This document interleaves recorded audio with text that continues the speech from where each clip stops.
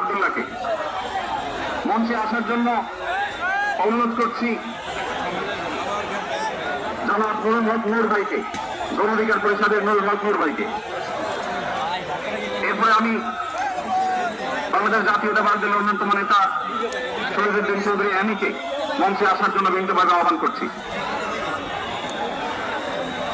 এরপরে ইসলামী আন্দোলন বাংলাদেশের মহাসচিব অধ্যক্ষ ইউনুস হাফিজাহুল্লাহকে আমি মঞ্চে আসার জন্য বিনীতভাবে অনুরোধ করছি।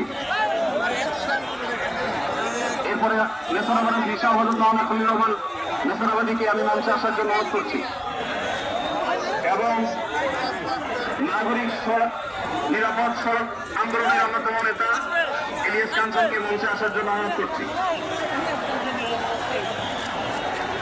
এরপরে মাওলানা রশিদুল ইসলাম ভাইকে মঞ্চে আসার জন্য বিনীতভাবে অনুরোধ করছি। তারপরে মঞ্চে আসার জন্য আমি বিনীতভাবে অনুরোধ করছি হযরত মাওলানা হাসান জামিল হাফিজাহুল্লাহকে।